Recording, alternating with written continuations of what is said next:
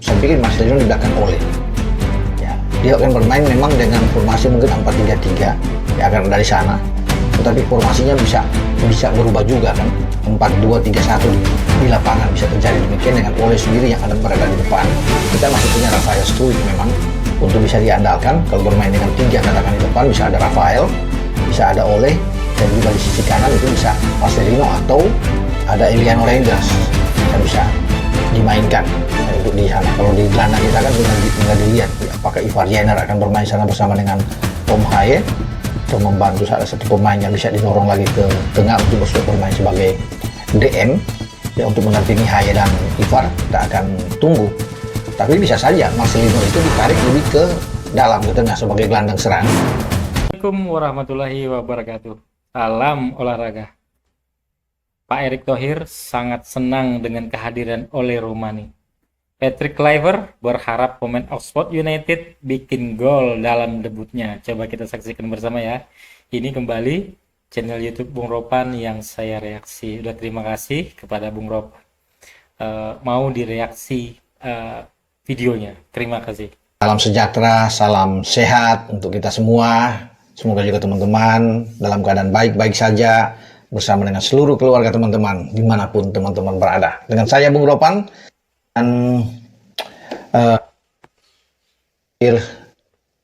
baik sekali proses naturalisasi atau apa yang sudah dilakukan oleh Menteri Hukum ketika datang ke London ke KBRI untuk mengambil sumpah kepada 3 pemain kita, Ole Roumanie, Gion Marks dan Tim Huypens. Ketika itu selesai, Pak Erick sudah mengatakan bahwa khusus untuk Ole Roumanie, ya akhirnya tuntas juga, karena memang ini yang menjadi perhatian utama untuk dia cepat harus berada di saat Ragnar Oratmangun itu tidak bisa bermain karena kena akumulasi kartu. Ya terakhir dengan Arab Saudi dan dia tidak bisa bermain di Sydney menghadapi The Socceroos Australia pada tanggal 20 Maret yang akan datang, dan itu menjadi pertandingan yang krusial sebelum 5 hari kemudian kita kembali ke Jakarta dan bersiap di GBK menghadapi tamu Bahrain ya. Dan keberadaan Ole ini penting menurut Pak Erick untuk menjaga keseimbangan ya di dalam tim, ada balance kata Pak Erick kemarin itu, dan posisi lini depan yang selama ini menjadi persoalan masalah ya, bagaimana untuk bisa menemukan pemain yang bisa menggedor pertahanan lawan untuk bisa mencetak gol, dan itu sudah bisa ada pada diri seorang Ole Roumanie yang saat ini berada di Oxford United itu bersama dengan Marcelino setelah Ole itu pindah dari FC Utrecht. Nah, walaupun sebenarnya Ole ini kan bukan murni seorang nomor 9 di lini serang, tapi Ole bisa bermain di 3 posisi berbeda. Dan ini bagus bagi Kluivert. Dia bisa diandalkan sebagai nomor 9 di depan, tapi dia bisa bermain melebar, ya, bermain sisi flank dan juga bermain sebagai gelandang serang. Itu yang ditampilkan oleh Gary Rowett ya di Oxford ya, di Oxford United. Ya, dia bermain seperti berdiri di belakang striker, dan ini pula akan dimanfaatkan yang dipakai oleh Patrick Kluivert saat menghadapi Australia. Nah, pemain-pemain yang akan diambil tentunya Patrick dan para asistennya sudah saling bergantian untuk mengunjungi beberapa kota. Stadion terakhir kemarin kita bisa melihat Dani Lansat dan juga dengan Alex Pastori ini berada di stadion di Hirahasana yang ada di Ternate, Maluku Utara, untuk bisa menyaksikan Malut bersama dengan Borneo yang berakhir dengan 3-0 untuk Malut. Mereka ada di sana, dan nantinya juga akan menyaksikan duel antara Persib dan Persija juga yang akan bertanding. Jadi ini pertandingan yang tentunya dinantikan. Bagi Kluivert, dia ingin melihat pemain-pemain yang khususnya berada di gelandang serang atau di sisi tengah dan depan. Saya pikir itu yang akan dilihat. Ada nama-nama seperti Ramadhan Sananta ya, yang di Persis Solo yang mungkin masih bisa diandalkan, dipanggil. Ya, ini akan berada di tim nasional kita. Karena di lini depan itu mungkin saja Patrick ini akan mendorong Eliano dan juga ada Marcelino yang akan bermain di posisi ini. Karena Marcelino itu lebih enak ya bermain pada posisi diberikan kebebasan bagi Marcelino berdiri di belakang striker. Jadi sama seperti ketika melawan Arab Saudi ya. Dia diberikan cara bermain lebih bebas dan akhirnya dia bisa membuat 2 gol untuk kemenangan kita melawan Arab di GBK.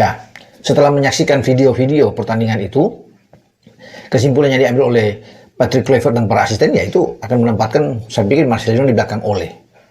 Ya, dia akan bermain memang dengan formasi mungkin 4-3-3 ya akan dari sana, tetapi formasinya bisa berubah juga kan. 4-2-3-1 di lapangan bisa terjadi demikian dengan Ole sendiri yang berada di depan. Kita masih punya Rafael Struijk memang untuk bisa diandalkan. Kalau bermain dengan 3 katakan di depan bisa ada Rafael, bisa ada Ole, dan juga di sisi kanan itu bisa Marcelino atau ada Emiliano Reinders yang bisa dimainkan untuk di sana. Kalau di gelandang kita kan tinggal dilihat apakah Ivar Jenner akan bermain sana bersama dengan Tom Haye atau membantu salah satu pemain yang bisa didorong lagi ke tengah untuk bermain sebagai DM ya untuk mendampingi Haye dan Ivar. Kita akan tunggu. Tapi bisa saja Marcelino itu ditarik lebih ke dalam ke tengah sebagai gelandang serang. Ole ada di sana. Ya, jadi Marcelino dan Rafael bisa ada di belakang bersama dengan Emiliano untuk bisa ada di sana. Jadi kita akan bermain dengan misalnya dengan 4-2 itu ada Ivar bersama dengan Tom, ya. Kemudian tiganya yang di depan Ivar dan Tom itu ya Struijk, kemudian Marcelino dan Emiliano. Satu yang digantung di depan ya sebagai bomber kita yaitu Ole Romani. Artinya itu bisa terjadi ya di lapangan, tinggal dimodifikasi oleh tim kepelatihan.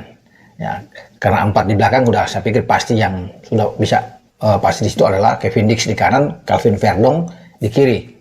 Tinggal 2 di tengah, siapa yang akan mendampingi Jai Isas? Itu kan yang terjadi. Apakah Rizky Ridho atau dengan Mes Hilgers? Kalau penjaga gawang sudah pasti Martin Pas yang ada. Nah, kita ya, dan pelatih termasuk Pak Erik itu sedang menantikan, mengharapkan Ole ini bisa memberikan warna pembeda di lini serang kita. Nah, itu yang ada.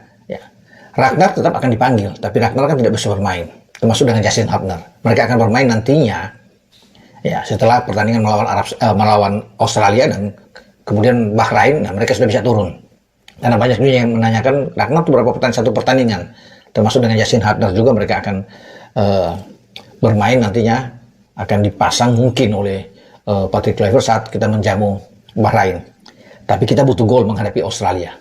Nah, di sana kita akan melihat bagaimana sejauh mana ya sepak terjang dari Ole Romani ini. Pasti pihak Australia tahu ya, mereka mengikuti perkembangan kita. Pelatih Australia Tony Popovic dalam hal ini akan mengantisipasi keberadaan seorang Ole Romani yang ada di depan ya. Itu paling penting, menjadi tugas bagi pemain-pemain belakang. Tapi mereka memang tidak punya pemain belakang kapten mereka yang sangat kuat ya. Kemungkinan besar akan absen karena masalah dengan cedera yang sangat parah ya, Harry Sauter. Dan dia tidak ada, dengan Sirkati juga di kanan tidak ada, sehingga mungkin Cameron Burgess yang akan bermain di sana dengan Alex Behic yang akan turun bermain di posisi back sentral. Nah, mereka harus bisa melihat ya sedikit pergerakan dari Ole, dan pasti bagi Tony Popovic semua rekaman pertandingan ya Ole Romani, baik ketika dia ada di Utrecht sampai dia bermain, mungkin sudah 3 kali dia bermain dengan Oxford. Ya, terakhir melawan Burnley dan dia hanya bermain dengan beberapa menit, tidak sampai 5 menit saat itu. Ya, mungkin akan dilihat ya bagaimana pergerakan dari Ole Romani ya di kotak penalti, dan itu akan menjadi perhatian utama bagi kubu Australia untuk menghadapi kita. Dan banyak juga teman-teman pastinya penasaran. Ya, Ole sendiri ingin cepat-cepatnya. Dia juga tidak sabar seakan untuk bisa mengenakan kostum kita, kostum timnas, dan bermain ya di bawah pelatih Patrick Kluivert untuk menghadapi Australia pertandingan pertama. Karena ini kan menjadi debut bagi Ole Romani bersama dengan timnas kita di saat akan melakoni partai tandang. Dan harapan banyak orang juga memang tertuju kepada Ole, ingin melihat penampilan dia. Semoga ada hasil yang bagus, hasil yang positif ketika Ole itu hadir di timnas kita ya untuk bermain di starting 11, dan apalagi kalau dia bisa mencetak gol wah pasti ini saya tidak bisa tahu bagaimana ketika kita datang ke Jakarta dan kita bisa mendapatkan hasil bagus, ya kita mendapatkan paling tidak imbang saja, apalagi kalau menang. Semua berharap wah kalau bisa menang ini luar biasa. Tapi kalau kita tidak kalah saja dan Ole bisa bikin gol saat kembali bermain di GBK, pasti akan penuh GBK untuk bisa mensupport timnas kita, dan juga banyak penggemar ingin melihat keberadaan Ole Romani ini di barisan depan. Nah, dia akan bersama-sama dengan Ragnar. Kalau sudah ada, lebih kuat lagi kita. Kalau misalnya bermain di sana Ragnar, ya akan di depan Ole, entah salah satu siapa yang akan dimainkan, apakah Eliano atau Marcelino atau Strike yang akan dipakai oleh Kluivert, kita akan kuat.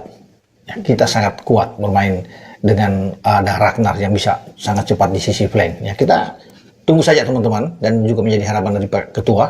Bapak Ketua sudah sangat yakin bahwa kita sudah oke untuk bisa bermain. Tinggal mungkin banyak yang bertanya tentang bagaimana dengan lini tengah kita, dengan Jairo, apakah dia jadi atau tidak. Nah, itu saya belum bisa pastikan teman-teman ya, karena yang bisa menjawab adalah PSSI.